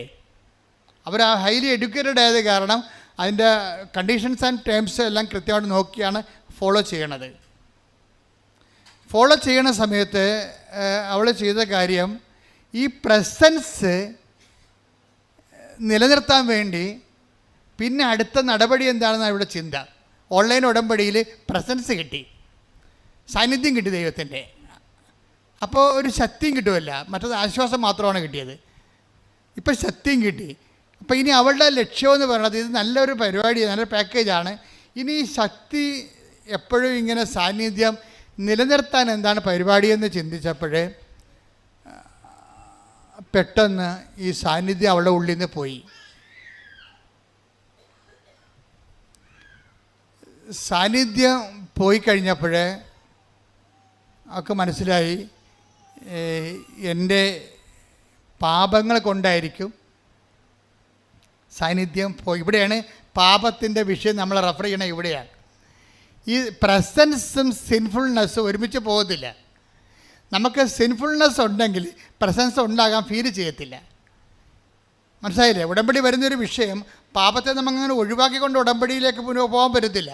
ഉടമ്പടി വരുമ്പോൾ ഉടമ്പടിയിൽ വരണത് ഒന്ന് വചനത്തിൻ്റെ ആശ്വാസം ഉണ്ടാവും, രണ്ടാമത്തത് ദൈവത്തിൻ്റെ സാന്നിധ്യം ഉണ്ടാവും. പക്ഷെ സാന്നിധ്യം അങ്ങനെ നിലനിൽക്കത്തില്ല. കാര്യം എന്താണ്? നമുക്ക് പാപാവസ്ഥ ഉണ്ടെങ്കിൽ സാന്നിധ്യം നിലനിൽക്കത്തില്ല. അപ്പം നിങ്ങൾ അക്രൈസ്തവരായിട്ടുള്ള സഹോദരൻ ഓർത്തും ഞങ്ങൾ പാപാവസ്ഥയ്ക്ക് എന്ത് ചെയ്യാനാണ്? നിങ്ങൾ കംപ്ലീറ്റായിട്ട് പാപത്തെ ഉപേക്ഷിക്കണം. നിങ്ങൾ പാപത്തെ എന്തിനാണ്, പാപം കൊണ്ടുനടക്കാൻ എന്തിനാണ്? അപ്പോൾ പാപം എന്താണെന്ന് അറിയണം. നിങ്ങൾ പാപത്തെ നിങ്ങളെ വിശുദ്ധിയിലേക്ക് വരണം, അല്ലെങ്കിൽ സാന്നിധ്യത്തിൻ്റെ അകത്ത് ഒരു ഡിമിനിഷിങ് ഉണ്ടാവും. നിങ്ങൾക്ക് കുമ്പസാരിക്കാനും കൂതാശമൊന്നും ഇല്ലല്ലോ. അപ്പോഴേ നിങ്ങൾക്ക് ചെയ്യാവുന്നത് പാപാവസ്ഥ മാറ്റിയിട്ട്, പാപാവസ്ഥ എന്തിനാണ് മാറ്റേണ്ടത്? വരപ്രസാദ അവസ്ഥ നിലനിൽക്കാൻ വേണ്ടിയാണ്. വിശ്വാസത്താൽ നിങ്ങൾക്ക് ചെയ്തികൾ കൊണ്ടും വരപ്രസാദാവസ്ഥ, ഒരു കേവല വരപ്രസാദാവസ്ഥ നിങ്ങൾക്കുണ്ട്. അതിലൂടെ നിങ്ങൾക്കൊരു പ്രസൻസ് ഫീൽ ചെയ്യുന്നുണ്ടാകാം. അത് മുന്നോട്ട് കൊണ്ടുപോകണം. പക്ഷേ ഈ മോൾക്കുണ്ടാകുന്ന പ്രശ്നം അതല്ല. അവർ നോൺ ക്രിസ്ത്യനല്ല, ക്രിസ്ത്യനാണ്, പക്ഷെ മാർത്തോമൈസാണ്. അതാണ് വിഷയം. അപ്പോൾ അവർക്ക് കുമ്പസാരമില്ല. അവൾ പറയുന്നുണ്ട്, ഞാൻ കത്തോലിക്കയിലാണ് കെട്ടിയിരിക്കണമെങ്കിലും മനസ്സുകൊണ്ട് മാർത്തോമയായിട്ടാണ് ജീവിക്കുന്നത്. അതെല്ലാം കൃത്യമായിട്ട് പറയുന്നുണ്ട്. അപ്പോൾ എനിക്ക് കുമ്പസാരമില്ല, എൻ്റെ സഭയിലും കുമ്പസാരമില്ല, നോട്ട് കമ്പൽസറി. ഇപ്പം ഞാൻ കുമ്പസാരിക്കാറില്ല. അപ്പോൾ പക്ഷേ ഈ എനിക്ക് ഉടമ്പടിയിലൂടെ ഓൺലൈൻ ഉടമ്പടിയിലൂടെ ലഭിച്ച വരപ്രസാദത്തിലൂടെ വന്ന ആ പ്രസൻസില്ലേ, അത് നിലനിർത്താൻ വേണ്ടി ഞാൻ പോയി കുമ്പസാരിച്ച്. കല്യാണത്തിന് കുമ്പസാരിച്ചിട്ട് പിന്നെ ഞാൻ ആദ്യം കുമ്പസാരിക്കുകയാണ്. അപ്പോൾ എനിക്ക് മനസ്സിലായി പാപം നിലനിൽക്കുന്നുണ്ടല്ലോ. കുമ്പസാരിക്കാൻ പോയപ്പോൾ അച്ഛൻ പറഞ്ഞ്, പ്രാർത്ഥനയെന്ന് പറഞ്ഞാൽ ചൊല്ലണ പ്രാർത്ഥനയല്ല, ചെയ്യണ പ്രാർത്ഥനയാണ് പ്രാർത്ഥനയെന്ന് പറഞ്ഞ്. അതവൾ ഓർത്തിരുന്നു. അപ്പോഴവൾ വിചാരിച്ച് ചെല്ലണ പ്രാർത്ഥന, ഇപ്പോൾ എൻ്റെ പിഴ എൻ്റെ വലിയ പിഴ എന്നൊക്കെ പറഞ്ഞ് മനസ്സാപ്പറയണമൊക്കെ നമ്മൾ ചെല്ലിയിട്ട് നമ്മൾ സ്വർഗസ്ഥനായ പിതാവ് എന്ന് പറഞ്ഞ പറയുക എന്നൊക്കെ ചെല്ലിയിട്ട് പ്രായച്ചിത്വം ചെല്ലും. അപ്പം അച്ഛൻ പറഞ്ഞ് അതുകൊണ്ട് ഈ തീ കൊണ്ട് ഈ ചേന വേഗത്തില്ല എന്ന് പറഞ്ഞു. പിന്നെ എന്ത് ചെയ്യണമെന്ന് പറഞ്ഞു. അപ്പോൾ ഇവൾ പുറത്തിറങ്ങിയിട്ട് ഞാൻ എന്താ ചെയ്യേണ്ടത്? അപ്പോൾ കുറേ ആൾക്കാർക്ക് പണ്ട് എന്തോ എഡ്യൂക്കേഷൻ സെൻറ്റർ നടത്തിയിരുന്ന ആളാണ്. അപ്പോൾ അവരെല്ലാം പരീക്ഷയ്ക്ക് പൈസ അടച്ചിട്ടുണ്ട്, പഠനത്തിന് പൈസ അടച്ചിട്ടുണ്ട്, പലർക്കും പൈസ തിരിച്ചു കൊടുത്തിട്ടില്ല. ഇവർക്കിപ്പോൾ നല്ല നിലയാണ്, ശമ്പളമൊക്കെ ആവശ്യത്തിനുണ്ട്, പക്ഷേ പഴയ കടക്കാർക്ക് പൈസ കൊടുത്തിട്ടില്ല. അപ്പോൾ കടങ്ങൾ കിടക്കുന്നിടത്തോളം കാലം, പാപങ്ങൾ കിടക്കുന്നിടത്തോളം കാലം വരപ്രസാദം ഫീൽ ചെയ്യാതെ വരും. ഇത് നിങ്ങൾ ഉടമ്പടിക്കാർ എല്ലാവരും കേൾക്കേണ്ട ധ്യാനമാണിത്. ആണായാലും പെണ്ണായാലും ക്രിസ്ത്യാനിയായാലും അക്രൈസ്തവനായാലും ദൈവത്തിൻ്റെ സാന്നിധ്യം സൗജന്യമാണ്. പക്ഷെ നമ്മൾ ഫീൽ ചെയ്യുക എന്നുള്ളത് അനദർ കേസാണ്. നമുക്ക് ഫീൽ ചെയ്യണമെന്നുണ്ടെങ്കിൽ നമ്മൾ ഓക്കെ ആയിരിക്കണം. അപ്പോൾ അതുകൊണ്ട് ഉടമ്പടി ഇരിക്കുന്ന ആൾക്കാർ ഇവിടെയാണ് ശ്രദ്ധിക്കേണ്ടത്.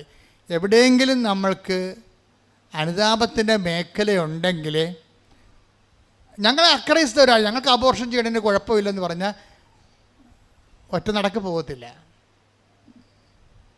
ദൈവപ്രസാദത്തിന് വേണ്ടി ദൈവം എന്ന് കൽപ്പിച്ചിരിക്കുന്ന പ്രമാണങ്ങൾ ഇവിടെയാണ് ശക്തമാകണത്. എന്താണ്? കൊല്ലരുത്. ക്രിസ്തുവിൻ്റെ വരപ്രസാദം നിങ്ങൾക്ക് വേണമെന്നുണ്ടെങ്കിൽ അവൻ പറയണ പോലെ നിങ്ങൾ ചെയ്യണം. അല്ലാതെ നിങ്ങൾക്ക് തോന്നിയ പോലെ ജീവിച്ചിട്ട് ക്രിസ്തുവിൻ്റെ വരപ്രസാദം നിങ്ങൾ ഉടമ്പടി എടുത്തിട്ടുണ്ടെന്ന് പറഞ്ഞിട്ട് മസിൽ പെരുപ്പിച്ച് നടന്നിട്ട് കഥയില്ല.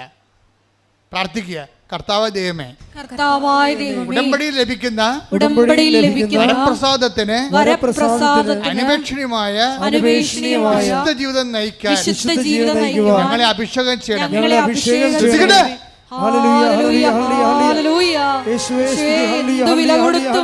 വചനം പാലിക്കുവാനുള്ള വലിയ അഭിഷേകം ഈ ആരാധനയോട് ഞങ്ങൾക്ക് നൽകണമേ.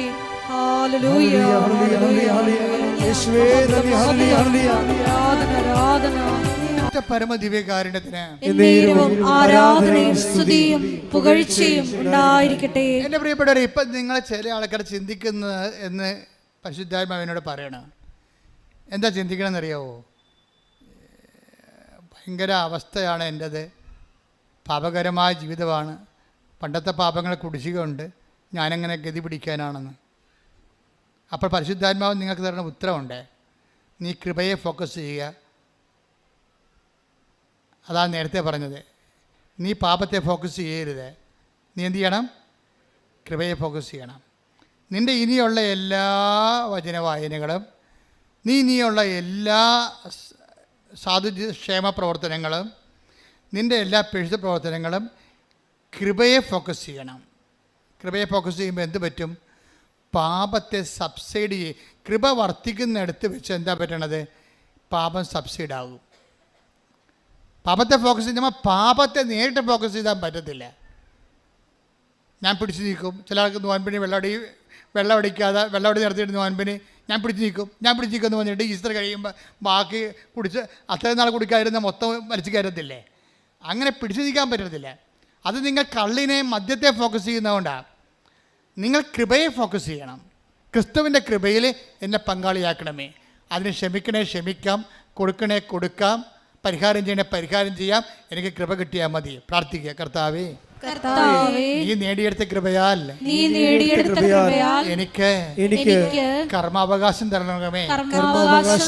ഞാൻ എന്ത് ഒത്തുതീർപ്പിനും നിന്റെ കൃപയ്ക്ക് വേണ്ടി സ്വീകരിക്കാൻ വേണ്ടി ഞാൻ എന്ത് ഒത്തുതീർപ്പിനും തയ്യാറാണ്. എന്നെ സഹായിക്കണമേ. എന്റെ അമ്മേ പരിശുദ്ധമ്മേ ദേവമാതാവേ, എനിക്ക് വേണ്ടി പ്രാർത്ഥിക്കണമേ.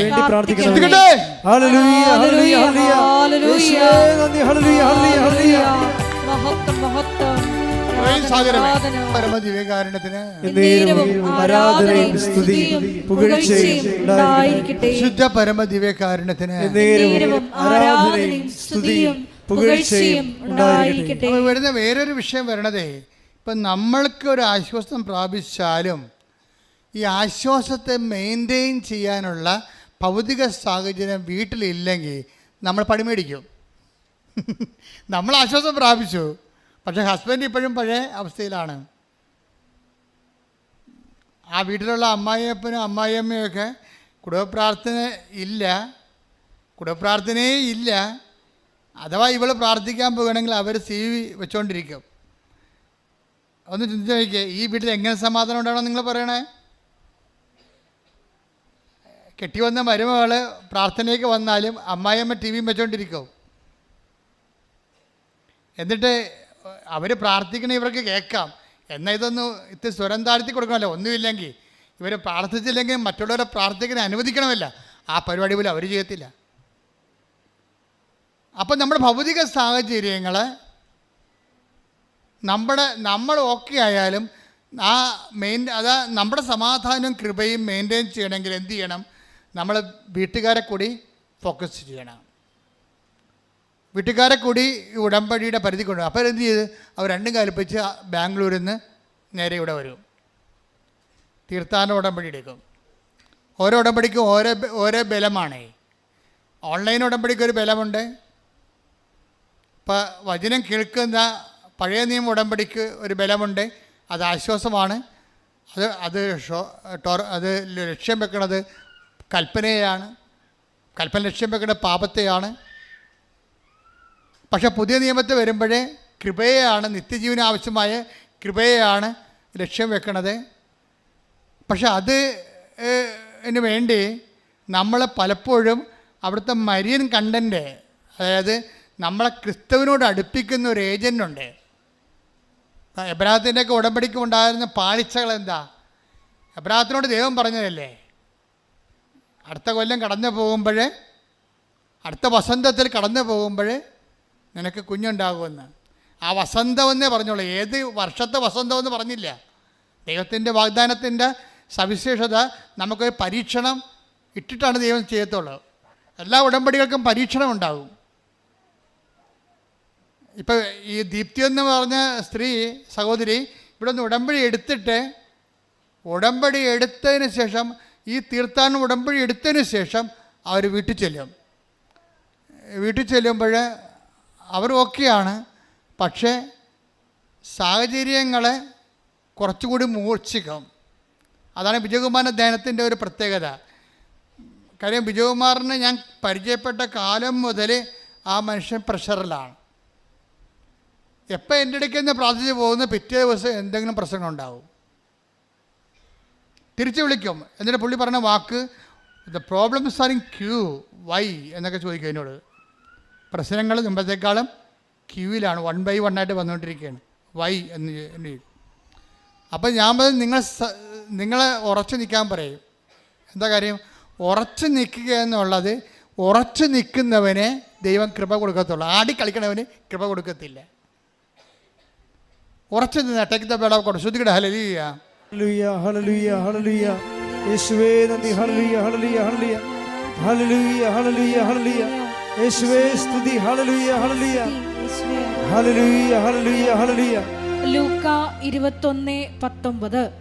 പീഡനത്തിലും ഉറച്ചു നിൽക്കുന്നതിലൂടെ നിങ്ങളുടെ ജീവനെ നിങ്ങൾ നേടും. ഒന്നിനു വായിച്ചേ.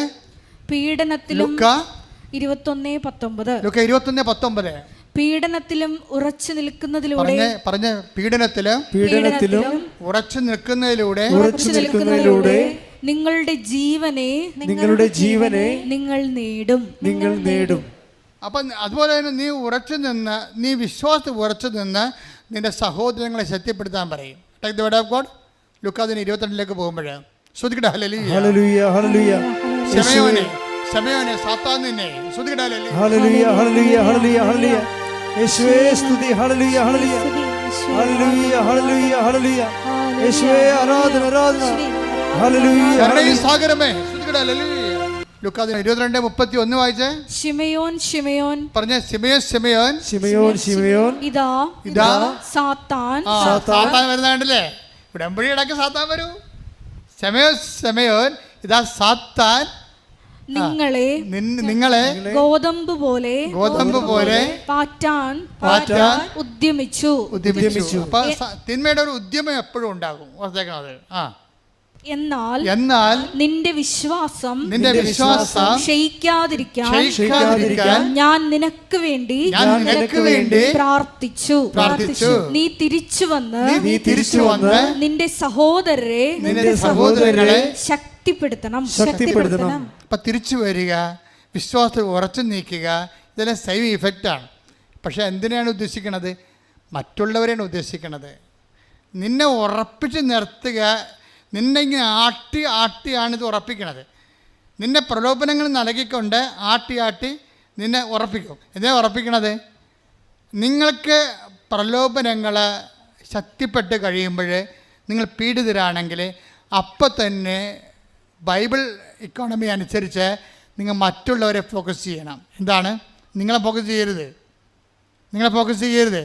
എന്താ ചെയ്യേണ്ടത്? മറ്റുള്ളവരെ, നിങ്ങൾക്കറിയാവുന്നവർ, ഭർത്താവ്, ഭാര്യ, മക്കൾ, അവർ വിശ്വാസം തകർന്ന ആൾക്കാരെല്ലാം അവരുടെ വിശ്വാസം ഉറക്കാൻ വേണ്ടി പ്രാർത്ഥിക്കണം. നിങ്ങൾ ചെയ്യണം എന്താണെന്ന് അറിയാമോ? അവർക്ക് ജോലി കിട്ടാൻ വേണ്ടി പ്രാർത്ഥിക്കും, അവർക്ക് PR കിട്ടാൻ വേണ്ടി പ്രാർത്ഥിക്കും.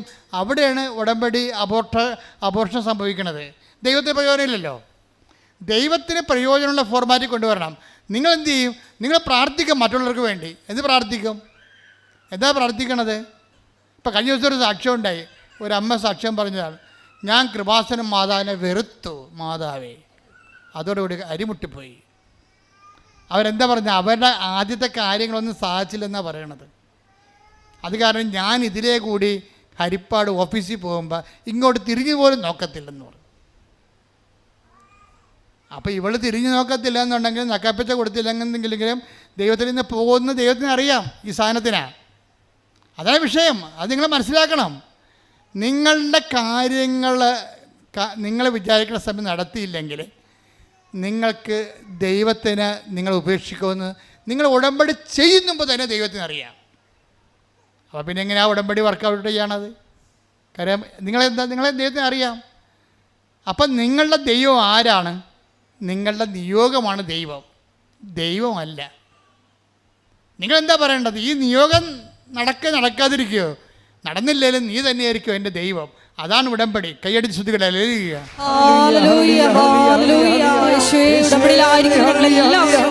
ദൈവത്തെ ലക്ഷ്യം വെച്ച് മുന്നേറുവാൻ ഈ ആരാധനയിലൂടെ അഭിഷേകം ചെയ്യണം. ദൈവം സ്ഥാപിച്ച ഉടമ്പടിയുടെ അൾട്ടിമേറ്റ് എൻഡെന്ന് പറയണത്, നിയോഗം എന്ന് പറയണത് ക്രിസ്തുവാണ്. അല്ല നിങ്ങൾ സിൽവർ ഗ്രേ ആണ് ഉടമ്പടിയാന്ന് പറഞ്ഞിട്ട് കാര്യം. എനിക്ക് സിൽവർ ഗ്രേ ഉടമ്പടി കാണുമ്പോൾ തന്നെ എനിക്ക് ഇത് പറയാൻ തുടങ്ങും. ആൾ സിൽവർ ഗ്രേ ആണ്, പക്ഷേ ഞാൻ ഈ സിൽവർ ഗ്രേക്കാരോട് സംസാരിക്കത്തില്ല. എന്താ കാര്യം? ആ കാരണമുണ്ട്. ഈ സിൽവർ ഗ്രേ ആയിട്ട് ഇപ്പോഴും ഇവർ ആട് പ്രസവിക്കണം, അമ്മ പ്രസവിക്കണം പറഞ്ഞ് നടക്കുക നാളെ ഇല്ലാത്തവർക്ക്. അപ്പം അർത്ഥം ഇവരുടെ ഉടമ്പടിയിൽ എവിടെയോ ഇവർ കളങ്കം ഉണ്ടാക്കിയിട്ടുണ്ട്. നിങ്ങൾക്കറിയാമല്ലോ, ഇവിടെ സത്യസന്ധമായ ഉടമ്പടി എടുക്കുന്നവർ അവരൊരു ടൈം കഴിഞ്ഞാൽ പിന്നെ അവരുടെ ആവശ്യങ്ങൾ വെക്കത്തില്ല. അവർ ദൈവത്തിന് പ്രാധാന്യം കൊടുക്കും. ഇപ്പോഴും സിൽവർ ഗ്രേക്കാരനും വസ്തു വിൽക്കണമെന്ന് പറഞ്ഞ് നടക്കണമെന്ന് പറഞ്ഞാൽ എന്തൊരു നാണക്കേടാണ്. അതൊക്കെ എൻ്റെ സമയത്ത് ദൈവം നടത്തിക്കൊള്ളും. ഞാൻ എൻ്റെ ദൈവത്തിന് ജോലി ചെയ്യും. ഇത് ശേഷിച്ച കാലം ദൈവത്തിൻ്റെ മഹത്വത്തിന് വേണ്ടി ജീവിക്കും. അതാണ് എൻ്റെ സിൽവർ നിയോഗം. ശ്രുതികടാ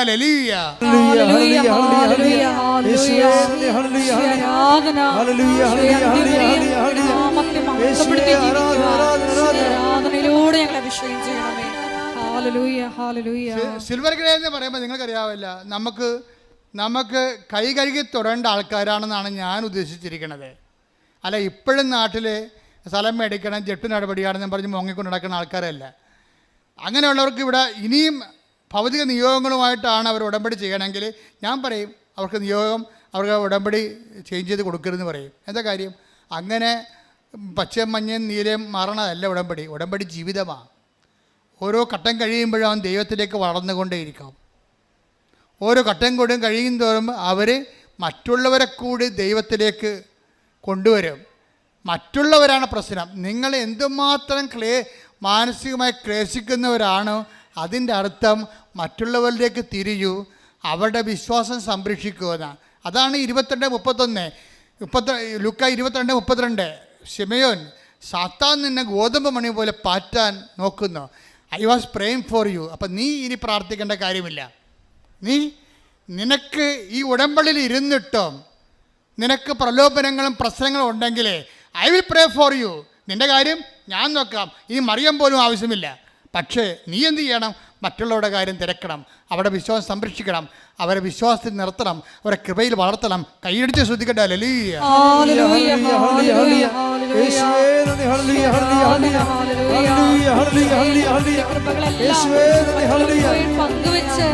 വിശ്വാസത്തിൽ വളർത്തുവാൻ തിരഞ്ഞെടുത്ത അഭിഷേകം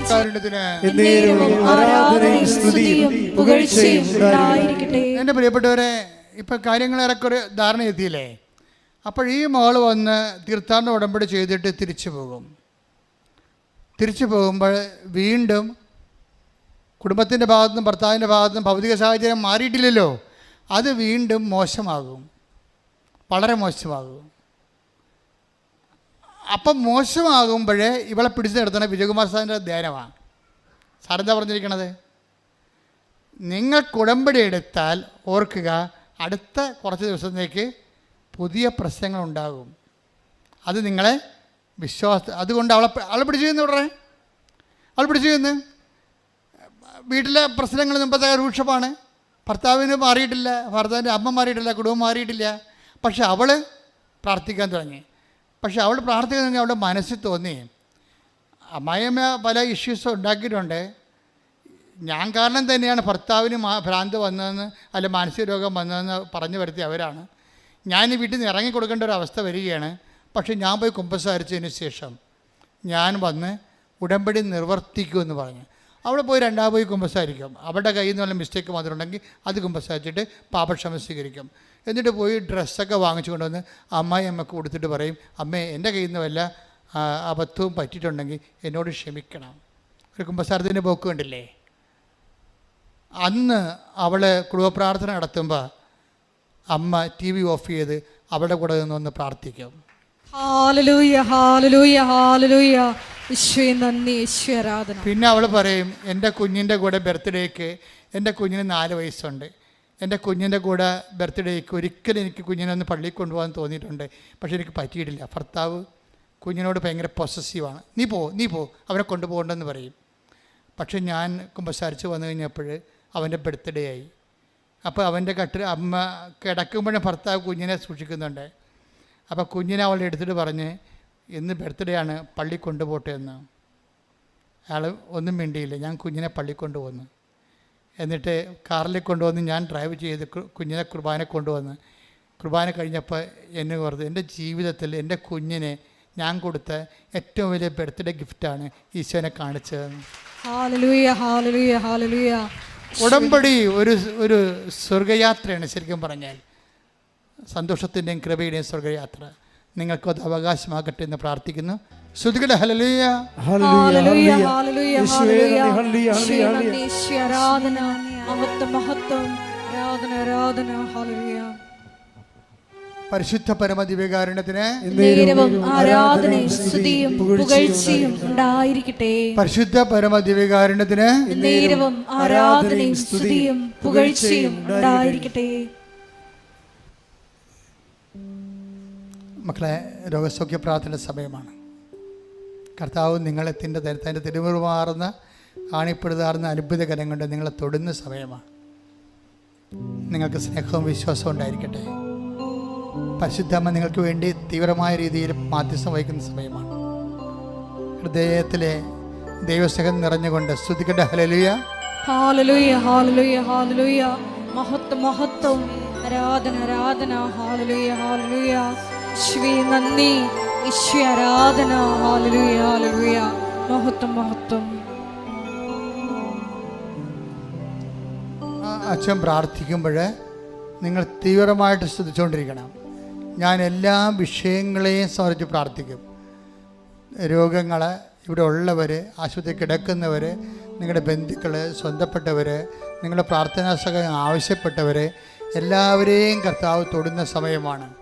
അത് കാലങ്ങളോടും ആരെല്ലാം എപ്പോഴെല്ലാം എന്നെല്ലാം ഈ ധ്യാനം കൂടുന്നുവോ അപ്പോഴെല്ലാം ഉടമ്പടി ധ്യാനത്തിലൂടെ ആരാധനയുടെ ദൈവം ഈ നിയോഗങ്ങളുടെ മേൽ, ആ ധ്യാനം കൂടുന്ന ഓരോരുത്തരും നിയോഗങ്ങളുടെ മേലെ കർത്താവിൻ്റെ കരുണ ചൊരിയും. ശ്രുതികട്ടെ. ഹല്ലേലൂയ ഹല്ലേലൂയ ഹല്ലേലൂയ. മഹത്വം ആരാധന ആരാധന. ഹല്ലേലൂയ. ഈശോയെ നന്ദി, ഈശോയെ ആരാധന. ഹല്ലേലൂയ ഹല്ലേലൂയ. മഹത്വം ആരാധന ആരാധന. ഹല്ലേലൂയ ഹല്ലേലൂയ. ശ്രുതികട്ടെ. ഭാഷാപരത്തോടെ കർത്താവിൻ്റെ ഉന്നതമായ നാമത്തിന് സ്തോത്രം ചെയ്യും. കർത്താവിൻ്റെ വിശുദ്ധ പൗരോഹിത്യത്തെ മഹത്വപ്പെടുത്തണമേ. കർത്താവ് സഭയിലുള്ള സാന്നിധ്യം പ്രകടമാക്കണമേ. 38 വർഷം ഞാൻ അർപ്പിച്ച കൃപാന്റെ യോഗ്യതയാൽ കൃപാസ അൾത്താറെ ജീവനോടെ പ്രത്യക്ഷപ്പെട്ട പരിശുദ്ധ അമ്മയുടെ മാധ്യസ്ഥത്താൽ കർത്താവിൻ്റെ തിരുമുറുപാർന്ന് വലതുകരത്താൽ ആണിപ്പെടുത്താർന്ന് അത്ഭുത കരത്താൽ ഓരോ മകനെയും മകളെയും സ്പർശിക്കണമേ. ഉച്ച മുതൽ ഉള്ളംകാൽ വരെ കർത്താവ് രക്തം പടരട്ടെ. എല്ലാ ആന്തരിക അവയവങ്ങളിലും കോശങ്ങളിലും ഞരമ്പുകളിലും കർത്താവ് രക്തം പടരട്ടെ. ക്യാൻസർ 4th സ്റ്റേജ് കർത്താവിൻ്റെ നാമത്തിൽ വിശുദ്ധ രക്തം കഴുകപ്പെടട്ടെ. കരൾ രോഗങ്ങൾ, കിഡ്നി രോഗങ്ങൾ കർത്താവിൻ്റെ നാമത്തിൽ സൗഖ്യപ്പെടട്ടെ. എൻ്റെ കർത്താവിന് ഉന്നതമായ നാമത്തിൽ ജോലി ഇല്ലാത്തവർ, വീടില്ലാത്തവർ, പണിയില്ലാത്തവർ, പരീക്ഷയിൽ തോറ്റവർ, വീണ്ടും എഴുതാൻ പോകുന്നവർ, ഇൻ്റർവ്യൂ കാത്തിരിക്കുന്നവർ, റിസൾട്ട് കാത്തിരിക്കുന്നവർ, റിവാലുവേഷൻ കൊടുത്തിട്ടുള്ളവർ, പരീക്ഷയ്ക്ക് വേണ്ടി ഒരുങ്ങുന്നവർ, യേശു ക്രിസ്തുവിൻ്റെ ശക്തിയാൽ ദൈവിക ശക്തി നിറയട്ടെ. അമ്മേ, പരിശുദ്ധ അമ്മേ, ദൈവമാതാവേ, പോലെ എല്ലാ മക്കൾക്കും വേണ്ടി പ്രാർത്ഥിക്കണമേ. എല്ലാ നിശ്വാസങ്ങളും എല്ലാ സങ്കടങ്ങളും കർത്താവേ വലിയ അടയാളങ്ങളോടെ ദൈവത്തിന്റെ മഹത്വമായി മാറട്ടെ. ശ്രുതികട ഹല്ലേലൂയ ഹല്ലേലൂയ മഹത്വം മഹത്വം ആരാധന ഹല്ലേലൂയ. മുട്ടെനിക്കുക. മൗനമായി നിങ്ങളുടെ ആവശ്യങ്ങൾക്ക് വേണ്ടി പ്രാർത്ഥിക്കേണ്ടതാണ്.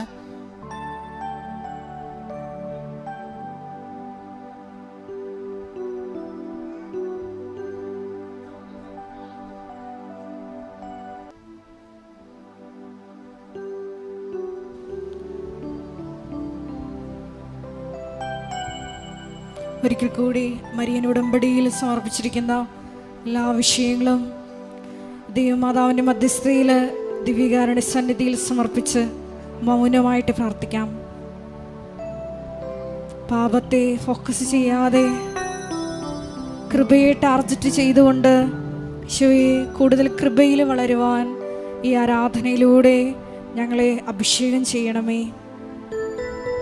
പരീക്ഷണഘട്ടങ്ങളിൽ വചനത്തെ മുറുകെ പിടിച്ചുകൊണ്ട് മുന്നേറി തിരിച്ചു വന്ന് ഞങ്ങളുടെ സഹോദരരെ വിശ്വാസത്തിൽ ശക്തിപ്പെടുത്തുവാൻ ഈ ആരാധനയിലൂടെ ഞങ്ങളെ തിരഞ്ഞെടുത്ത് അഭിഷേകം ചെയ്യണമേ എന്ന് പ്രാർത്ഥിച്ചുകൊണ്ട് ശിരസ് നമിച്ച് നമുക്ക് ദിവ്യകാരുണ്യനാഥൻ്റെ ആശീർവാദം സ്വീകരിക്കാം.